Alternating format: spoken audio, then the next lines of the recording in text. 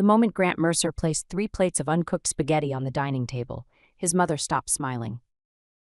The noodles were dry, pale, hard as little bones. His father stared at them as if they were evidence from a crime scene. His sister lifted one strand between 2 fingers and whispered, "Grant, what is this?" From the hallway, Evelyn Vale stepped into view in a charcoal sweater, her blonde hair clipped neatly at the back of her head, her expression calm enough to make the room colder. "Lunch," she said, prepared entirely within Grant's personal budget. Grant's face collapsed. His mother, Denise, turned so fast her pearl earrings swung against her neck. "You did this. You planned this." Evelyn looked at the raw pasta, then at the tote bag hanging from Denise's wrist. The same tote bag Denise brought every Sunday, the one that always left full. "No," Evelyn said softly, "I only gave everyone exactly what they asked for." 3 weeks earlier, Evelyn had still believed that marriage meant being on the same side. She woke at 5:40 every weekday, before Denver's winter sky had even begun to pale behind the apartment towers. She liked the quiet hour before the world demanded anything from her. No phone calls, no vendor delays, no urgent messages blinking red, just water running in the bathroom sink, the clean snap of her blouse buttons, the smell of coffee grinding in the kitchen. Evelyn was 32, tall and composed, with blue-gray eyes that made junior employees stand straighter when she entered a room. She worked as operations director for a medical device company, a job that required calm under pressure and a talent for seeing disasters before they officially became disasters. Shipments stuck at ports, compliance paperwork gone sideways, hospitals calling because a delayed part might postpone a surgery. Evelyn handled all of it with a steady voice, precise questions, and a mind that cut through panic like a blade. Her salary was excellent, $9,000 a month after taxes, not counting bonuses. She had earned every cent.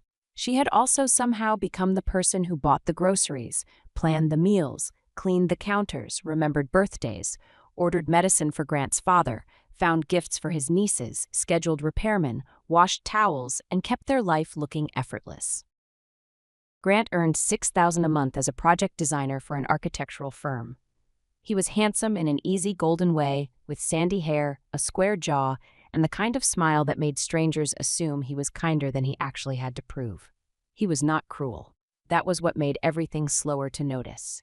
He was agreeable, affectionate when life was convenient, and very good at letting Evelyn's competence cushion every hard edge. That morning, he came into the kitchen wearing wrinkled sweatpants and rubbing one eye. "Smells good," he said. Evelyn slid sourdough into the toaster and folded herbs into eggs. "Spinach omelet. Coffee's ready." He kissed the top of her head, grabbed a mug, and sat at the island with his phone. His thumb moved across the screen while she plated breakfast for 2. She had once found the routine sweet, domestic, a little old-fashioned in a way she had chosen rather than been forced into. She liked cooking. She liked clean rooms and polished glass and the soft satisfaction of feeding people well. When she and Grant married 6 years earlier, she had told him clearly that she would never be a traditional housewife. He had laughed and lifted both hands. "Good, I married you, not a maid." And then, without anyone announcing the change, she became both. Not because Grant ordered her to, not because he slammed fists on tables or demanded dinner. It happened more quietly. He forgot to buy detergent, so she bought it. He ruined 2 shirts in the wash, so she took over laundry. He said he was bad at planning meals, so she planned them. His family loved her cooking, so Sunday dinner became a tradition, then a habit, then an expectation. After breakfast, Grant stood, kissed her cheek, and left his plate in the sink. Evelyn looked at it for 2 seconds. Then she rinsed it. That Friday evening, she stopped at a specialty market after work. Grant's family was coming Sunday, as they did every week. His parents, Denise and Harold. His sister Brooke, recently divorced and permanently exhausted. Brooke's teenage son Mason. Sometimes Grant's cousin Riley came too if there was food worth showing up for. Denise had started the tradition 2 years earlier after Brooke's divorce. "Your place is so much bigger," Denise had said. "And Evelyn loves to cook. It would give Brooke 1 normal meal a week." Evelyn had agreed. At first, she had felt generous, useful, loved. She could make rosemary lamb, glazed carrots, blistered green beans, citrus salad, focaccia, and a lemon tart, and everyone would sit around the table making happy sounds. Grant would squeeze her knee under the table like she had performed magic. But magic, repeated weekly, becomes service. At the market, Evelyn chose a standing rib roast, fresh asparagus, small potatoes, arugula, goat cheese, pears, eggs, butter, imported chocolate, and cream. The total came to $214. The cashier glanced at the receipt. Big dinner? Family, Evelyn said. At home, Grant barely looked up from the couch when she came in with 4 heavy bags cutting into her fingers. Need help? He asked, already not moving. I've got it. Mom texted. They're excited for Sunday. Good. She put the roast in the refrigerator and tucked the receipt into the side pocket of her purse. Evelyn kept receipts the way other people kept photographs, not out of greed, out of clarity. Numbers told the truth even when people preferred stories. Sunday morning, she was in the kitchen by 7:30. Her hair was tied back, sleeves rolled, face bare except for moisturizer. She salted the roast, chopped herbs, made pastry, trimmed vegetables, set dough to rise. Music played softly from the speaker. The apartment filled with butter, garlic, beef, and yeast. Grant wandered in at 11, freshly showered and cheerful. Wow, he said, you went all out. You can set the table. Sure. He opened the wrong drawer twice before finding the napkins. At 1 exactly, Denise arrived. She was 61, slim and sharp, with frosted blonde hair sculpted into place and a mouth that seemed permanently prepared to disapprove. Harold followed behind her, quiet and broad-shouldered, carrying nothing. Brooke came next in a navy coat, her brown hair pulled into a tired ponytail. Mason entered last, earbuds in, eyes on his phone. Denise held a large canvas tote. Evelyn had seen it so many times that the sight of it no longer registered as strange. It was cream-colored with blue stripes and lined with empty plastic containers. It smells rich in here, Denise said, stepping into the kitchen. You know, heavy food is hard on Harold's cholesterol. Harold, already peering at the roast, said, Looks good to me. Denise ignored him. She ran one finger along the edge of the counter, found nothing, and looked vaguely disappointed. Lunch was beautiful. The roast was pink and tender. The potatoes were crisp at the edges. The salad had pears, walnuts, and a dressing Evelyn had whisked with lemon and honey. The tart shone under a thin glaze. Everyone ate. Denise critiqued. The meat could use another 10 minutes. Grant swallowed a mouthful and said, Mom likes it more done. The crust on the tart is a little thick, Denise added. Brooke shot Evelyn an apologetic look, but still took a second slice. After the meal, as usual, Denise opened her tote. Out came containers in 3 sizes. She packed roast, potatoes, salad, half the tart, even the extra rolls Evelyn had planned to use for Grant's lunches. Her hands moved fast, practiced, shameless. Brooke needs food for the week, Denise said, though nobody had asked. Brooke flushed. Mom. What? Evelyn always makes too much. Evelyn watched the containers fill. For the first time, the sight did not warm her. It tightened something behind her ribs. She had spent 6 hours and $214. Denise had complained about the crust and packed the leftovers. After everyone left, Grant helped by carrying 2 plates to the sink, then returned to a football game. Evelyn cleaned the kitchen alone. She scrubbed roasting pans, wrapped the single scrap of beef Denise had missed, wiped the table, swept crumbs, and took out the trash. At 8 that night, she sat in her home office and opened her expense spreadsheet. The Sunday dinners had their own column because Evelyn liked clean categories. She entered 214. Then she scrolled. 192. 238. 181. 227. 205. The numbers went on, week after week, little quiet witnesses. She selected the last 12 months and let the formula calculate. $11,860. Evelyn sat back. For Sunday meals alone. That did not include utilities, regular groceries, cleaning supplies, gifts, wine, gas, dishwasher pods, replacement towels after Mason stained 3 with hair dye, or the cookware she had bought because feeding 6 to 7 people every week required equipment. She felt no explosion of anger. Evelyn rarely exploded. Anger to her was useful only after it had been sharpened. She opened a second tab and began building a clearer ledger. Household groceries, utilities, mortgage, insurance, streaming services, gifts for Grant's family, emergency repairs, cleaning supplies, furniture, kitchen equipment, holiday hosting. Then Grant's contributions. Mortgage split, yes, half. Utilities, sometimes if reminded. Joint account, $200 a month. Groceries, occasional. Sunday dinners, never. Gifts for his family. Evelyn bought them, wrapped them, signed both names. She stared at the emerging picture. Out of $9,000 a month, most of her money flowed into the life they both enjoyed. Out of Grant's $6,000, most went into himself. New headphones, golf weekends, craft beer nights, a mountain bike he rode twice, cash transfers to Denise when she said things were tight, lunches downtown, watches, shoes, a gaming monitor.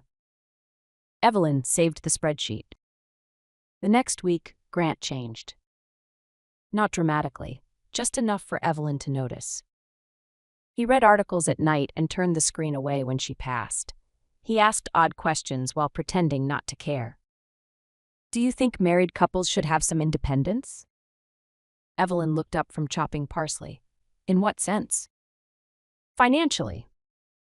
We already have separate personal accounts." "Yeah, but I mean fully separate." The knife paused once against the cutting board. "Where did that come from?" "Nowhere. A guy at work, Owen, went through a brutal divorce. His wife got half of everything." "Was she his wife?" Grant frowned. "That's not the point." "It sounds like the point."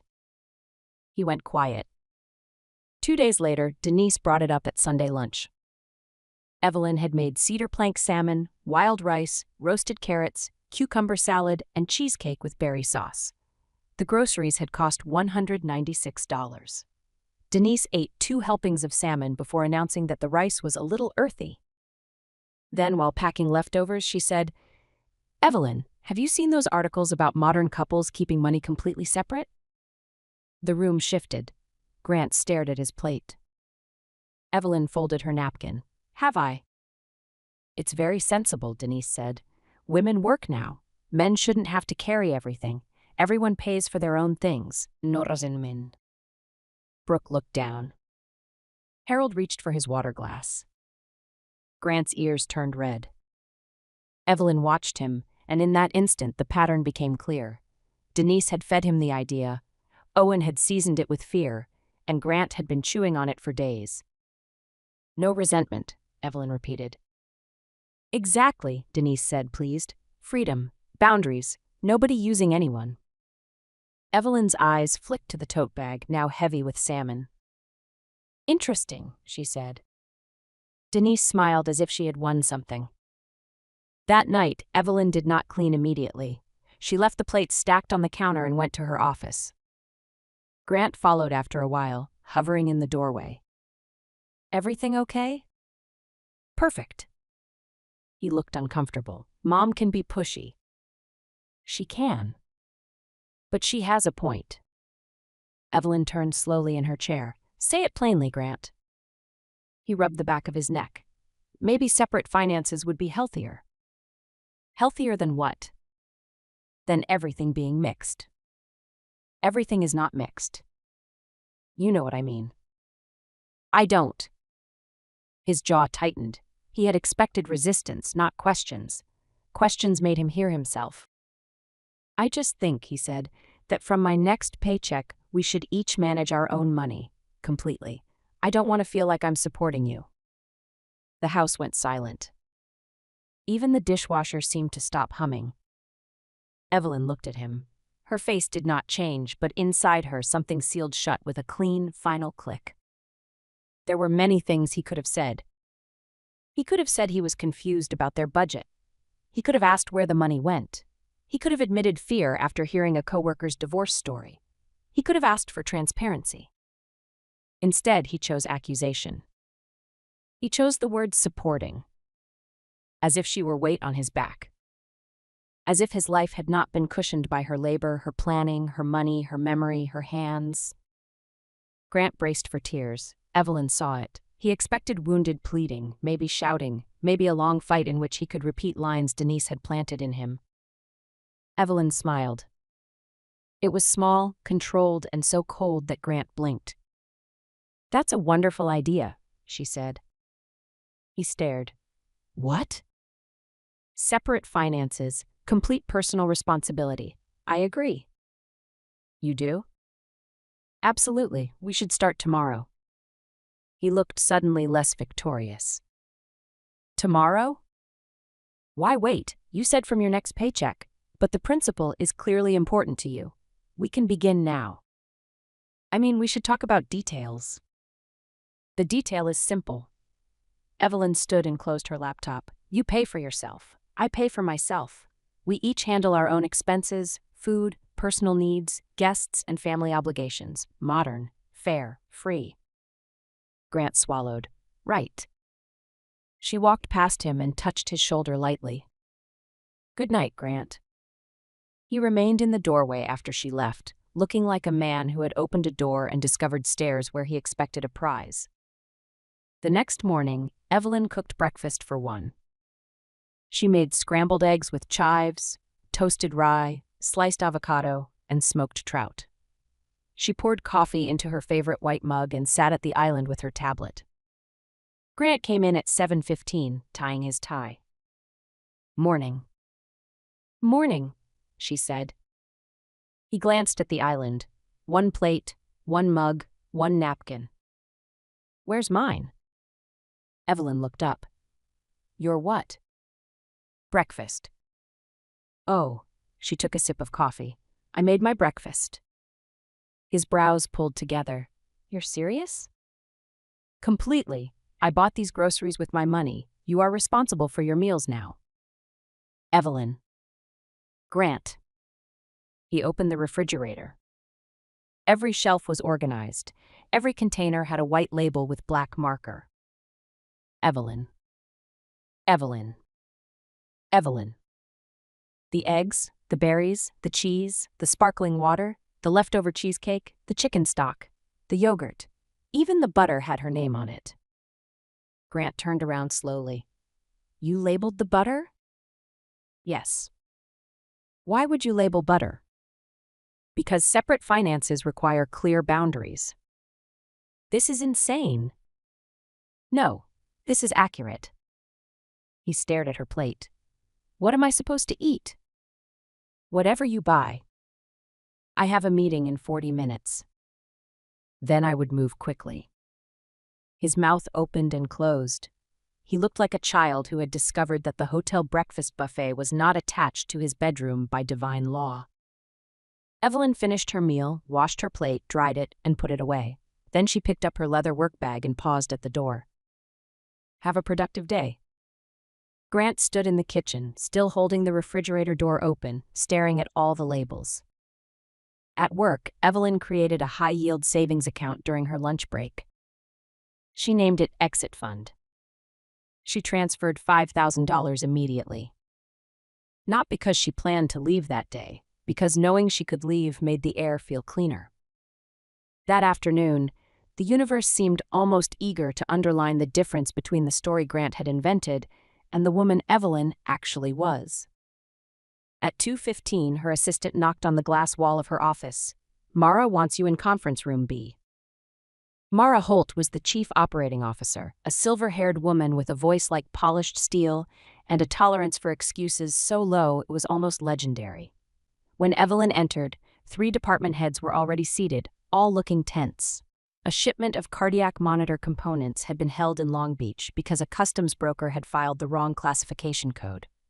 The hospital network waiting for those monitors had surgeries scheduled the following week. "Tell me we have options," Mara said. Evelyn did not sit. She walked to the screen, scanned the file, and asked 4 questions in rapid order. Who filed? Which code? Which port officer? How many units were critical? Then she called the broker while everyone listened. Her voice stayed calm, but every word landed with weight. Within 20 minutes, she had the broker submitting corrected paperwork. Within 40, she had arranged partial air freight for the most urgent units and negotiated a credit against the broker's fee. Within an hour, the crisis was no longer a crisis. It was an expensive inconvenience with a documented owner. When the call ended, Mara looked at the room. That is why we do not panic before Evelyn sees the file. Someone laughed weakly. Evelyn returned to her office with 2 new emails waiting. One from finance confirming her quarterly performance bonus, $8,000. One from Grant asking, "Do we have any coffee filters that are not labeled?" She stared at the second message for a moment. Then she replied, "No." She transferred the bonus to the exit fund.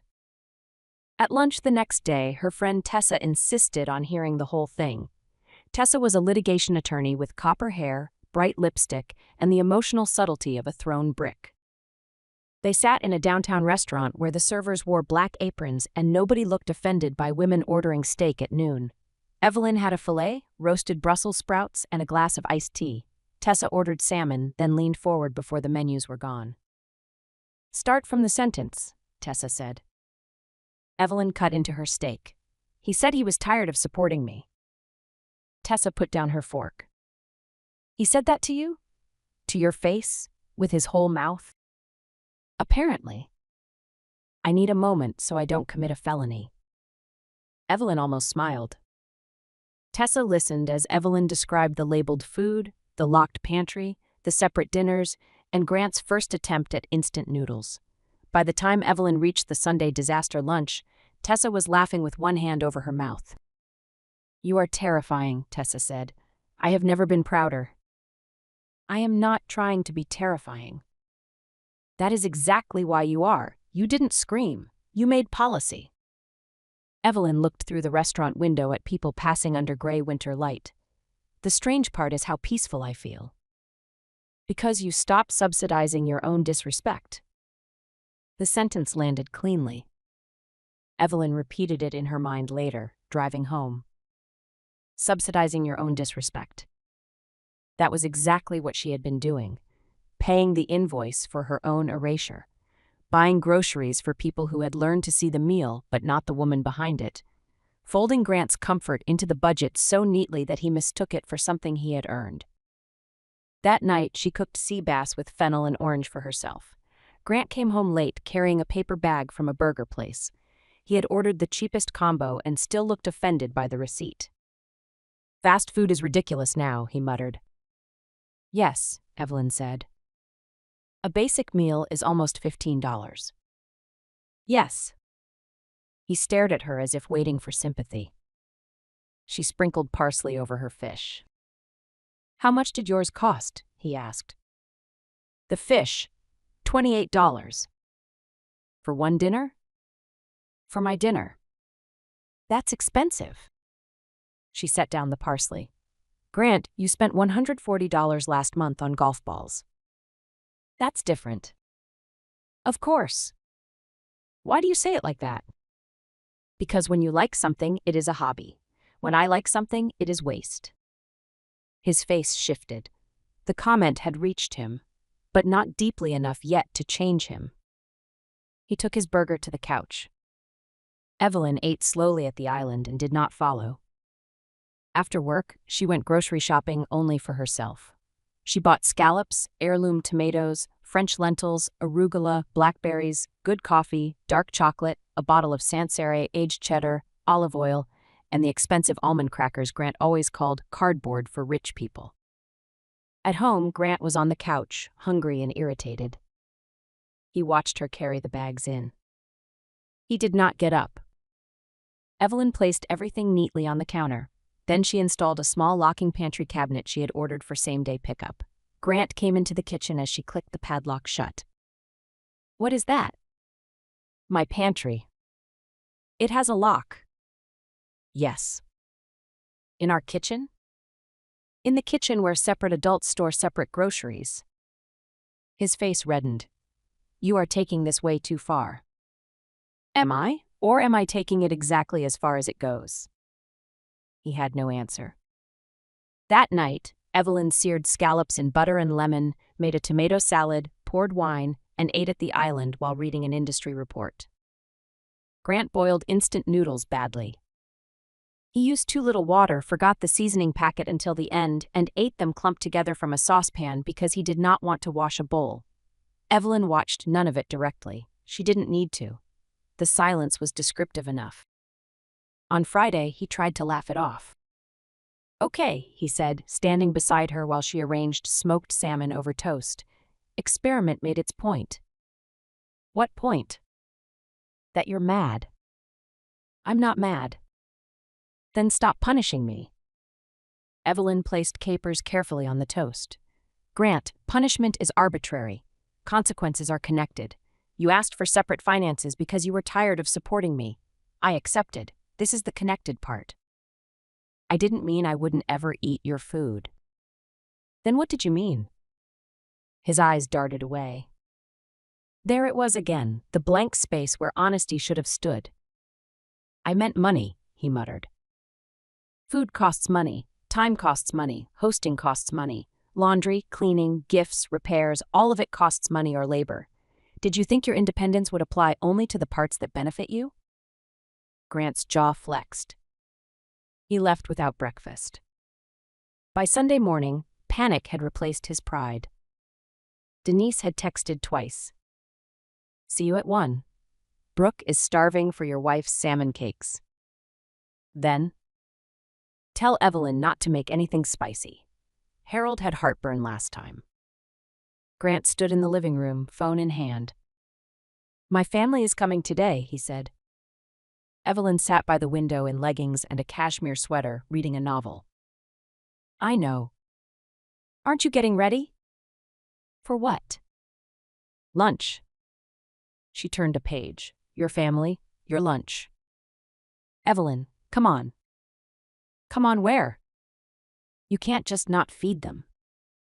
"I can. Watch how peaceful it is." His face tightened. "They expect lunch." "Then you should prepare lunch." "I don't know how to cook for 6 people." "There are recipes online."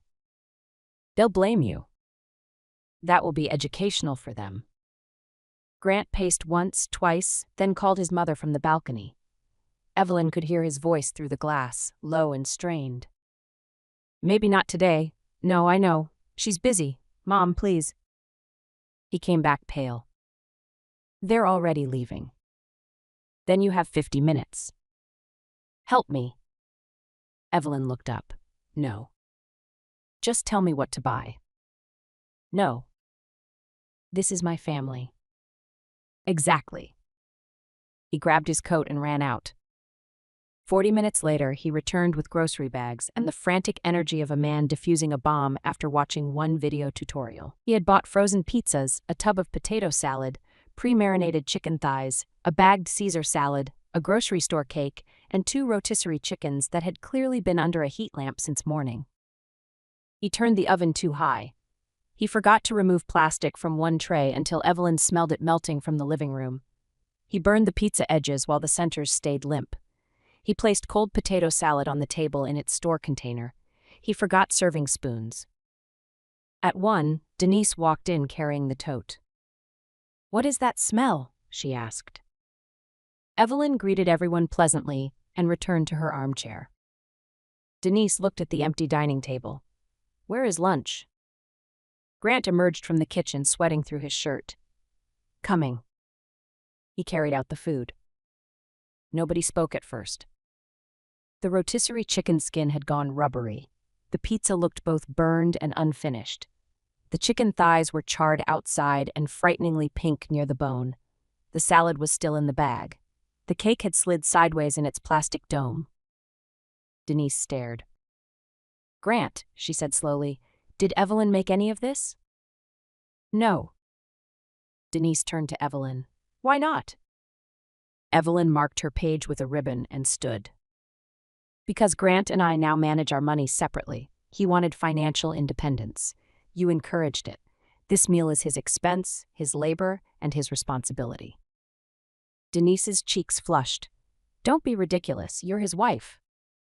Correct, not his caterer. Brooke pressed her lips together, but her shoulders trembled once. Harold looked down at his plate and wisely said nothing. Denise recovered quickly. Family helps family. Family also thanks family, Evelyn said. Family does not arrive with empty containers, criticize the food, pack the leftovers, and then tell the person paying for it that separate finances are modern and fair. The room went painfully still. Grant whispered, Evelyn. She glanced at him. Did I misquote the idea? He looked away.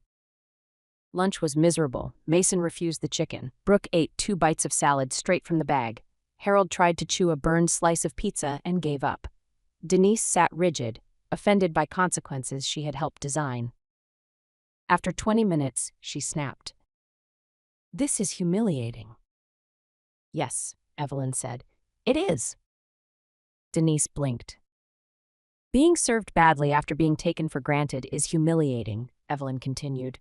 Being told by your own husband that he is tired of supporting you when you have been funding his comfort is also humiliating. Grant pushed back from the table. Can we not do this in front of everyone? You brought everyone into it when you let your mother advise our marriage in front of everyone. Brooke set down her fork. Her tired eyes moved from Grant to Evelyn, then to the tote bag beside Denise's chair. She's not wrong, Brooke said quietly. Denise whipped toward her. Excuse me? Brooke's voice shook, but she kept going. Mom, we do take a lot, every week. I always felt weird about it. You're a single mother. That doesn't make Evelyn my meal plan. Harold cleared his throat.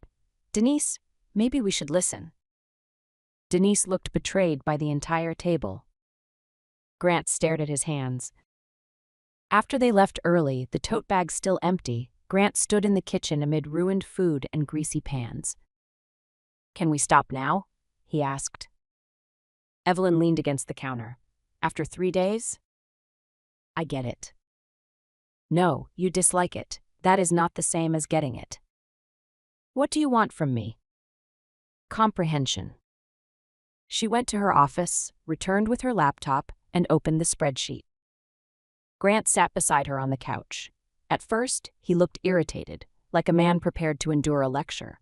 Then the numbers began to land. Sunday dinners for your family, Evelyn said. $11,860 in the last 12 months.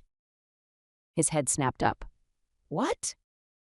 Groceries only, not utilities, time, cookware, cleaning supplies, gas, wine, or leftovers. That can't be right. She clicked receipts open one by one. He stopped arguing. Regular groceries for us, $7,400. Utilities, $3,800.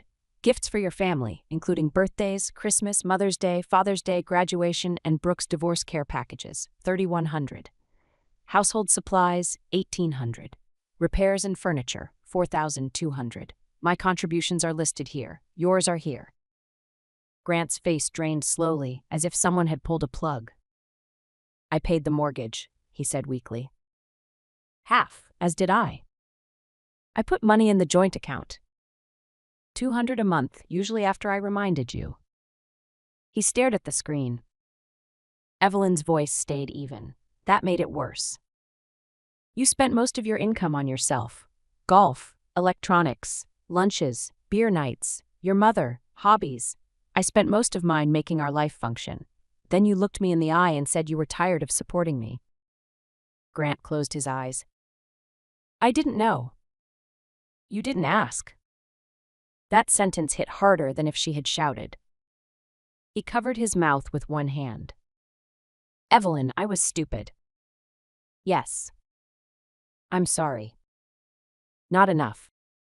He looked at her, startled. An apology is what people offer when they want relief from guilt, she said. Understanding is what they build when they are willing to sit in the damage. She closed the laptop. Sit. For the next 2 weeks, Evelyn let the separate life continue.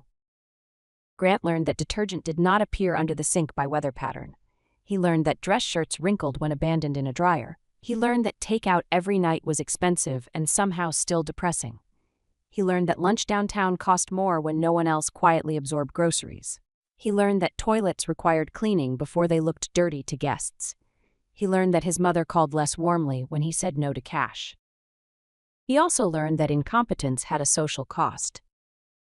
On Monday, he wore a blue shirt that had dried in a twisted knot because he had forgotten it in the washer overnight.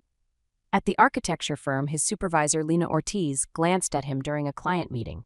She said nothing, which was worse. Grant spent the entire presentation tugging his jacket closed and wondering whether everyone could smell damp cotton. At noon, he opened his banking app and stared at his balance. Separate finances had seemed clean when he imagined Evelyn as the expensive variable. It looked different when every coffee, sandwich, parking fee, grocery run, replacement shirt, and emergency takeout container struck his account directly. Numbers that once floated somewhere in the household now walked up and introduced themselves. He skipped lunch. By 3, his stomach growled loudly enough that the intern beside him looked over. "You okay, man?" "Fine." He was not fine. He was 34 years old and had somehow reached that age without knowing how much garlic cost, how long chicken lasted in a refrigerator, or which cleaning spray could be used on stone counters. The realization was not only inconvenient, it was humiliating. Evelyn had not simply cooked. She had held 1,000 small pieces of adult life in her head and never once made a parade of it. That evening, determined to prove he could function, Grant went to the grocery store with a list he had written himself: chicken, rice, broccoli, soap, coffee, laundry stuff. The store defeated him in 12 minutes. There were 6 kinds of chicken: thin-cut, tenderloins, thighs, breasts, organic, family pack. Rice came in bags, boxes, microwave pouches, jasmine, basmati, brown, long grain, instant. Soap could mean dish soap, hand soap, body wash, detergent, dishwasher pods. He stood in the aisle holding 2 bottles and sweating under fluorescent lights. An elderly woman reached around him for lemon dish soap. "First apartment?" she asked kindly. Grant almost said no. Then he looked at his cart, which contained chicken thighs, instant rice, 3 protein bars, expensive detergent pods, and a candle he had grabbed by accident. "Something like that," he said. At home, he tried to make chicken and rice. He did not season the chicken enough. Then he panicked and oversalted it. He burned the outside and left the inside suspicious. He overcooked the broccoli until it surrendered into gray-green sadness. The rice pouch exploded in the microwave because he forgot to tear the vent. Evelyn walked in while he was wiping rice from the microwave door. She paused. He waited for mockery. She only said, "Use a damp cloth before it dries." That somehow made him feel worse. If she had laughed, he could have been angry. Practical advice left him alone with himself. On Tuesday, Denise called him at work. "I need $300, she said without greeting. "The car insurance renewed." Grant closed his office door. "Mom, I can't this week." "What do you mean you can't?" "I mean my budget is tight." "Because Evelyn is punishing you." Grant rubbed his eyes. "Because I have expenses." "You always had expenses." "No, Mom, I had Evelyn." The words came out before he could soften them. On the other end, Denise went quiet. "That is a terrible thing to say about your wife," she said. "No, it is a true thing to say about me." Denise inhaled sharply. "She is filling your head." "She is not even talking to me unless necessary." "Exactly. Manipulation." Grant looked through the glass wall of his office at coworkers moving with laptops and coffee mugs, all of them apparently able to feed themselves and wear clean clothes. He suddenly felt very tired. "I can't send the money," he said. Denise hung up without saying goodbye. That night, he sat in his car in the parking garage for 10 minutes before going upstairs. He was not afraid of Evelyn. He was afraid of the apartment showing him, once again, the shape of what he had refused to see. When he entered, Evelyn was on a video call in the home office, speaking to someone in crisp, professional tones. Through the half-open door, he saw her in a cream blouse, hair smooth, one hand taking notes while the other moved confidently across a spreadsheet. For years, he had described Evelyn to other people as organized. The word now seemed laughably small. She was not organized the way a drawer was organized. She was organized the way a bridge was engineered, load-bearing, deliberate, invisible until something heavy crossed safely. And he had called the bridge a burden. Evelyn, meanwhile, seemed to become brighter. She ate exactly what she liked. She went to dinner with friends without guilt. She bought herself a wool coat she had postponed for 2 winters because the house needed things. She put money into her exit fund. She slept better. Grant watched her across rooms with a new expression, not anger, not quite fear. Recognition. One Thursday night, he came home carrying flowers, laundry detergent, and a notebook. Evelyn was making mushroom risotto for herself. "Can we talk?" he asked. She stirred slowly. "Talk." He placed the flowers on the counter but did not push them toward her, as if even he understood they were too small for the damage. "I wrote down everything I think you do." That made her look at him. He opened the notebook. His handwriting was messy, urgent. Groceries, meals, cleaning, laundry, family gifts, Sunday planning, bills, repairs, my dad's prescriptions, Mason's birthday stuff, my mom's appointments sometimes, replacing household things, tracking receipts, hosting, remembering what everyone likes, making the house look, he swallowed, like a home. Evelyn said nothing. "And I wrote down what I do." He turned the page. It was short. Painfully short. "I am ashamed," he said. His voice cracked on the last word. For the first time, Evelyn saw something beyond discomfort. Not hunger. Not inconvenience. Shame. "I let Mom get in my head," he continued. "I let Owen scare me with his divorce story. But that only worked because some part of me already wanted to believe I was the one being used. It made me feel important, like I was the provider." Evelyn's fingers tightened around the spoon. "But I wasn't," he said. "You were carrying more. Financially, mentally, physically. And I punished you for it with the worst sentence I could have chosen." He looked at her directly. "I am sorry I said I was tired of supporting you. You were not dependent on me. I was dependent on you." The risotto bubbled softly. Evelyn turned off the burner. "That is the first honest thing you've said since this began." Hope flickered in his face. She held up a hand, stopping it before it grew. "Honesty is not repair. It's the first tool. Tell me what to do." "No." His face fell. "You are a grown man," she said. "You will not turn repair into another task I manage." He nodded slowly. "Okay. But I will tell you the conditions under which I am willing to try." He stood straighter. "Anything. Do not say anything unless you have thought about the cost." "I mean it." "We'll see." She counted on her fingers. "First, full financial transparency, not control. Transparency. We both see income, spending, bills, savings, and obligations." "Yes." "Second, household work gets assigned and completed without me reminding you like your supervisor." "Yes." "Third, your family comes once a month by invitation, not weekly by assumption." "Yes." "Fourth, nobody leaves with containers unless I offer. This house is not a distribution center." "Agreed." "Fifth, your mother never again discusses our marriage like she has a seat at the table." "I will handle Mom." "You will." "And sixth?" he asked. Evelyn's expression changed, not louder, not harsher, more final. "You will understand that forgiveness does not rewind time." He went very still. "I can forgive you and still remember exactly what you revealed about yourself." His throat worked. "Do you forgive me?" "Not yet." The hope vanished. He deserved that too. The following Saturday, Denise called. Grant answered on speaker because Evelyn was sitting at the island reviewing invoices. "We're coming Sunday," Denise announced. "I assume this nonsense is over." Grant closed his eyes briefly. "No, Mom, you are not coming Sunday." There was a silence sharp enough to cut. "Excuse me?" Evelyn and I are not hosting weekly lunches anymore. Because she told you that? Because I told you that. Evelyn looked up. Grant's voice shook once, then steadied. We have been taking advantage of her. I have been taking advantage of her. You helped me justify it. That stops now. Denise laughed in disbelief. She has turned you against your own mother.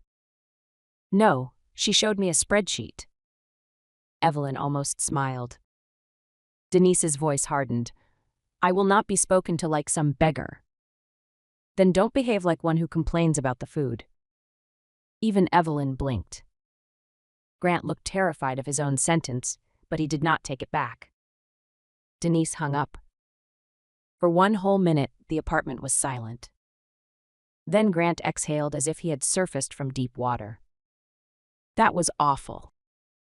Yes. Also necessary? Yes. He nodded. Okay. Evelyn returned to her invoices. Her face remained calm, but inside, a small locked door opened half an inch. Not trust. Possibility. The raw spaghetti incident happened 2 weeks later because Denise did not accept boundaries gracefully. She called Grant on Friday night and announced that she, Harold, Brooke, Mason, and Riley would arrive Sunday at 1 to clear the air. Grant said no. Denise said, family does not need an appointment. Grant said Evelyn would not cook. Denise said, then you cook, you are not helpless. That part at least was fair. Grant spent Saturday watching cooking videos with the grim focus of a man studying for a trial. He planned baked ziti, garlic bread, salad, and tiramisu from a bakery. He made a shopping list. He checked his account and winced. Between takeout, personal groceries, and paying back a household expense he had ignored, his budget was thin. Still, he went to the store. He bought pasta, sauce, cheese, lettuce, bread, and dessert. At home, he laid everything out and looked almost proud. Good, Evelyn said. That's all? That is a complete sentence. Sunday morning, Evelyn dressed in jeans and a navy sweater. Grant barely slept the night before. Every time he closed his eyes, he saw Denise's face if lunch failed, then Evelyn's face if he asked her to save him. One frightened him, the other shamed him. At 6:30, he got up and stood in the kitchen with the printed recipe spread across the island. The apartment was quiet. For once, Evelyn was not already moving through it like a competent ghost. No coffee waiting, no softened butter, no vegetables rinsed in neat glass bowls. Just Grant, 3 pages of instructions, and the blunt fact that ingredients did not arrange themselves out of love. He read step 1 3 times. Preheat oven to 375 degrees. Fine. He pressed buttons until the oven beeped. A small victory. Step 2. Bring a large pot of salted water to a boil. How much salt? The recipe said generously. Grant hated that word. Generously was not a measurement, it was a personality test. He poured in what looked like enough, then worried it was too much, then added more water, then worried that ruined the ratio. By 7, he had not cooked anything, and already felt accused by the pot.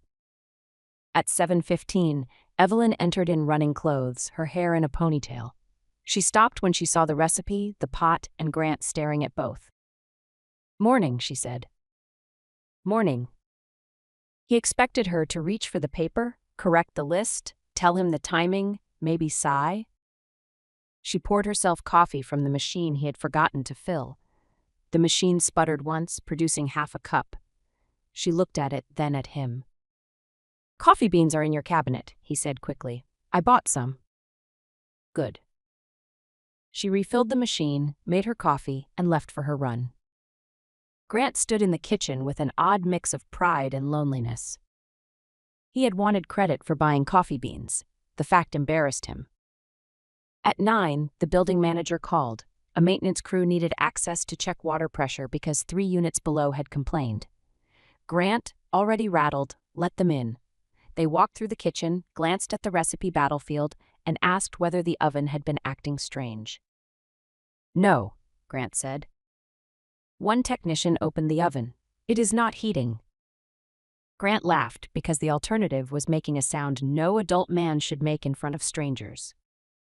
What? Igniter problem, maybe. We have to shut it off until Monday. Monday? Parts. Grant looked at the ziti ingredients, the cheese, the sauce, the bread, the dessert that at least required no heat. His entire plan had been built on a machine he had never once maintained, checked, or even thought about, because every meal had simply appeared from Evelyn's competent orbit. The technician left a yellow tag on the oven. Do not use. Grant stood in front of it for a full minute. Then he called 3 restaurants. The first was booked. The second could deliver in 3 hours. The third quoted a catering minimum that made his checking account whimper. He almost called Evelyn. His thumb hovered over her name.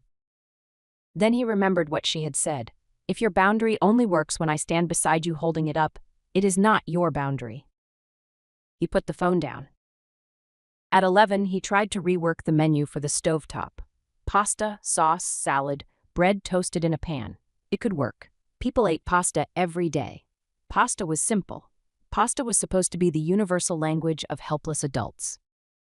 At 11:20, Denise texted, "We are bringing Riley. He eats a lot. Hope Evelyn made enough." Grant typed, "Evelyn is not cooking." 3 dots appeared. Then, "Don't start that again." He typed, "I am cooking." Denise replied with a laughing emoji. Grant stared at it until the screen dimmed. That small yellow face did more damage than a paragraph could have. His own mother thought his attempt to feed the family was a joke. Not because he was incapable by nature, but because she had helped build a world where his incapability was expected, and Evelyn's labor was the solution. For the first time, he felt anger at Denise that was not borrowed from Evelyn. Then the pasta stuck to the pot. "I'm going out," she said. Grant looked up from a recipe printed on 3 pages. "Now?" "Yes." "Are you leaving me alone with them?" "Yes." "That feels deliberate." "It is." He stared. She softened by exactly 1 degree. "Grant, if your boundary only works when I stand beside you holding it up, it is not your boundary." He absorbed that. "Okay." At 11:30, Evelyn left.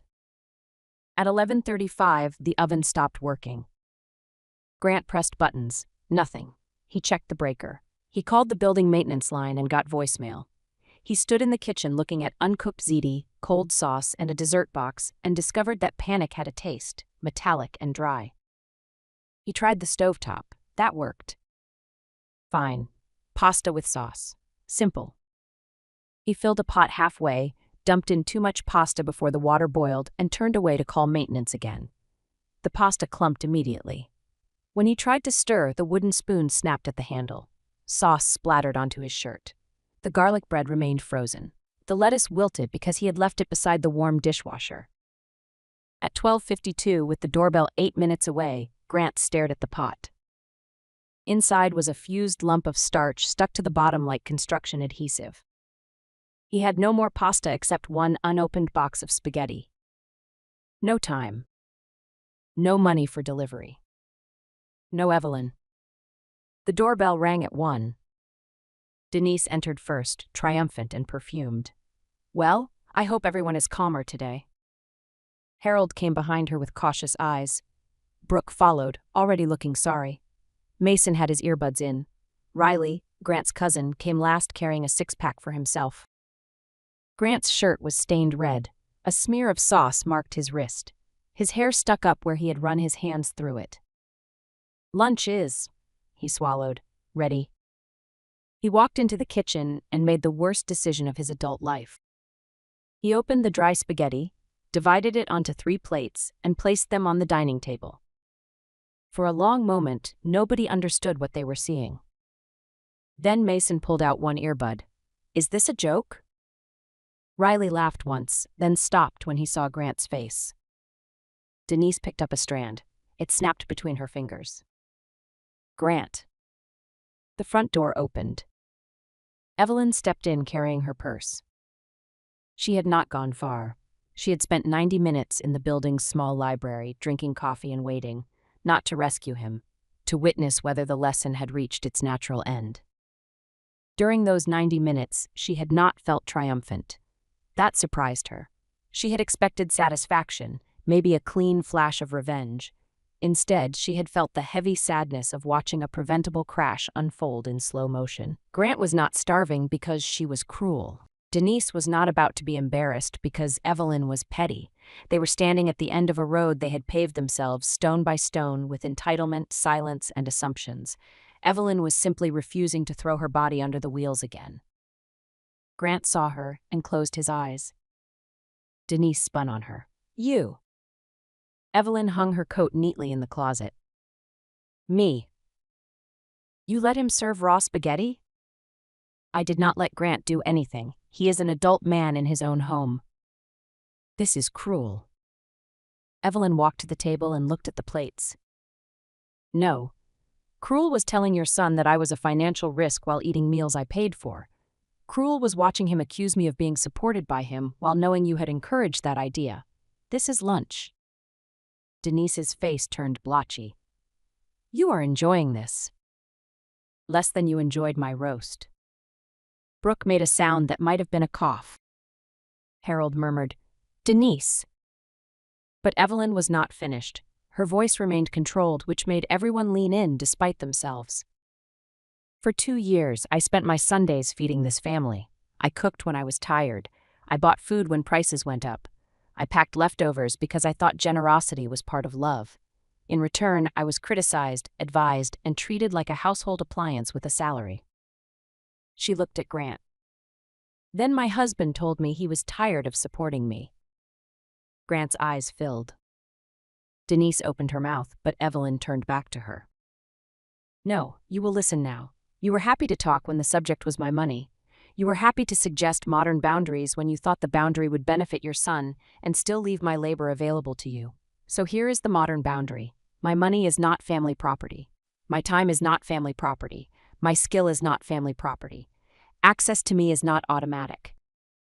The apartment seemed to hold its breath. Brooke stepped forward first. "Evelyn," she said, voice thick, "I am sorry. I should have said something sooner. I knew it was too much." Evelyn nodded once. "Thank you." Harold removed his glasses and rubbed his forehead. "I didn't understand the money part." "Nobody asked to understand it." He accepted that with a flinch. Grant moved from behind the table. His pride had been burned away so thoroughly that only the raw truth remained. "Mom," he said, "Evelyn is right." Denise looked at him as if he had slapped her. "I let you convince me I was being used because I wanted to feel like the man in charge," Grant said. "But I was the one using her. You were too." "Grant." "No. You brought containers every week. You complained every week. You told me to protect my money from the woman spending hers on all of us." Denise's lips trembled, whether from rage or shame it was hard to tell. Grant turned to Evelyn. Then, in front of everyone, he lowered himself to one knee. Evelyn's expression sharpened. "Do not make this theatrical." He froze. Slowly, he stood back up. "You're right," he said. "Sorry." That, more than kneeling, moved something in her. He had corrected himself without being comforted for it. He faced the room. "I apologize to my wife, not because this lunch is embarrassing, because I embarrassed our marriage first. I accused her of depending on me when the truth is I depended on her every day and pretended not to see it." His voice broke, but he kept going. "Evelyn is my equal partner. Actually, she has carried more than I have, financially and otherwise. I will not allow anyone, including Mom, including me, to treat her as free labor again."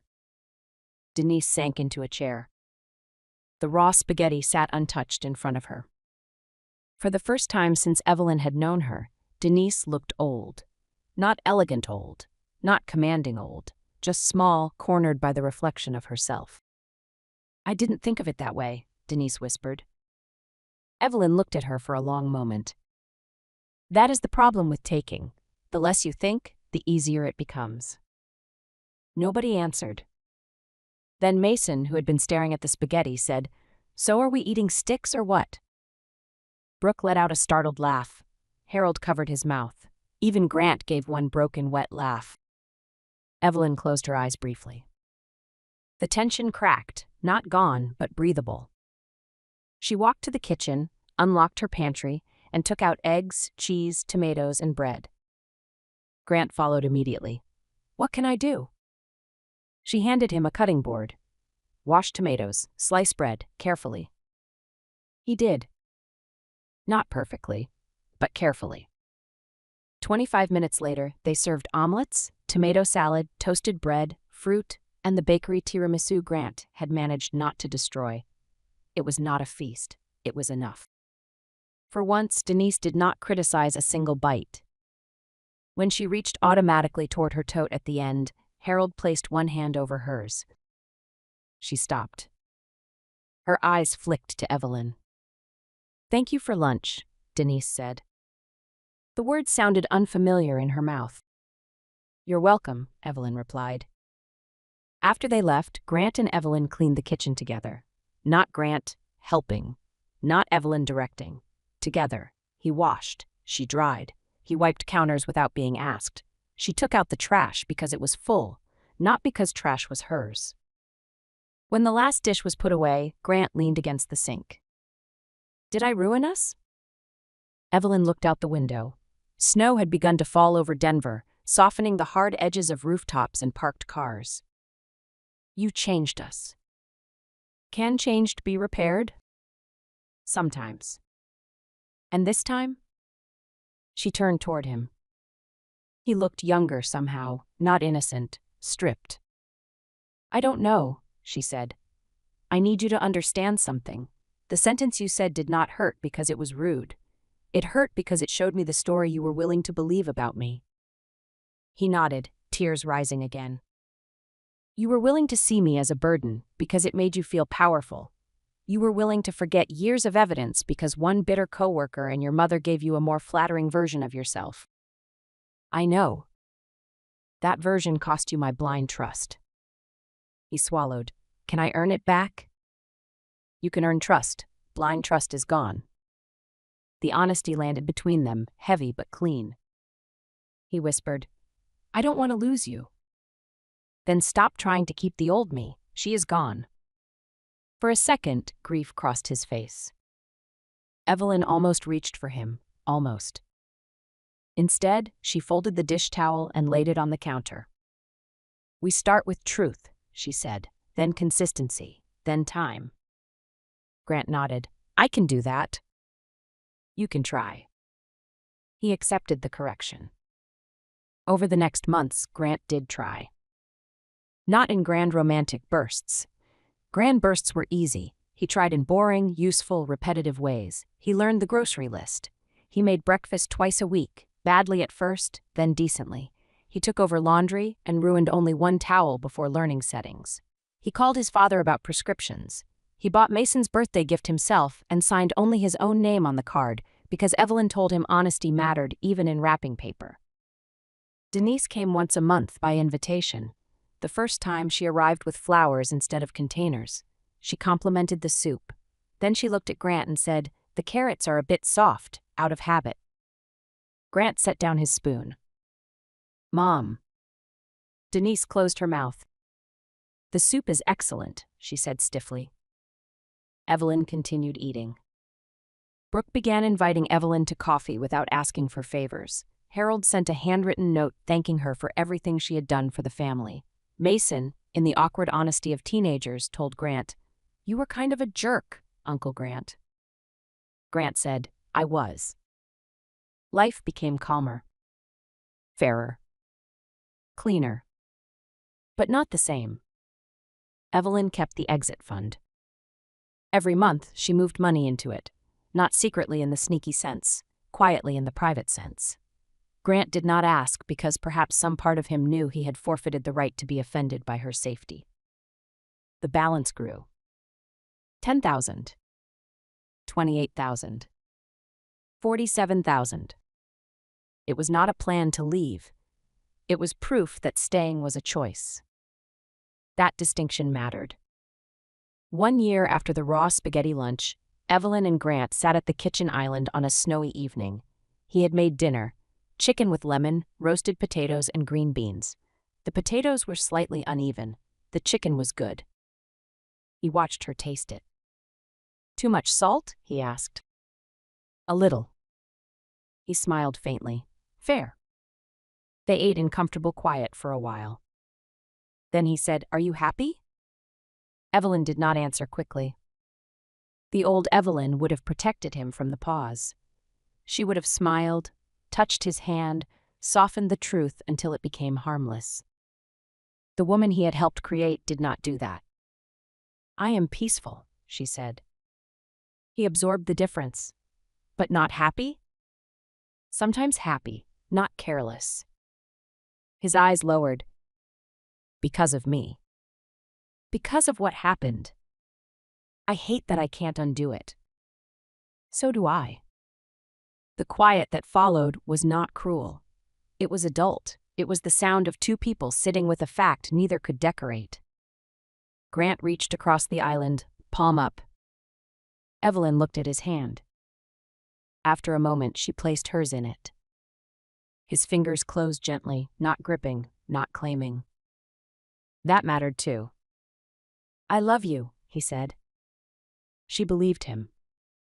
That was no longer the question. Love was not always enough to restore what disrespect had broken. Apologies could clean the wound, but they could not unmake the scar. Change could rebuild a house, but the person who had once watched it burn would always know where the exits were. Evelyn did not hate Grant. She did not spend her days plotting revenge. She laughed with him sometimes. She admired his effort. She noticed when he chose better. She allowed new trust to grow, slow and cautious, like green shoots after a hard frost. But she never again confused generosity with obligation. She never again let love erase arithmetic. She never again mistook being needed for being valued. And Grant, to his credit, never again asked her to. Years later, when friends at dinner joked that marriage was all about compromise, Evelyn smiled and said nothing at first. Then someone asked what she thought. She set down her glass. "Compromise is beautiful," she said, "when both people know what is being given. But when one person sacrifices so quietly that the other starts calling it normal, compromise becomes theft with better manners." The table went silent. Grant, sitting beside her, did not flinch. He reached for the water pitcher and filled her glass before his own. It was a small gesture, almost invisible. Once, invisible things had buried her. Now, invisible things told her whether the ground was safe. Evelyn had learned the lesson she wished every generous person could learn before bitterness taught it for them. Love should make you softer, not smaller. A family should be a place where effort is seen, not a machine that eats your time and calls you selfish when you stop feeding it. She still cooked on Sundays sometimes. Not every Sunday, not because anyone expected it. Not because Denise arrived with containers or Grant waited to be served. She cooked when she wanted to. And when she did, everyone said thank you before they took a bite. If this story made you think of someone who gives too much and gets thanked too little, subscribe for more emotional stories about boundaries, betrayal, and the quiet power of finally choosing yourself.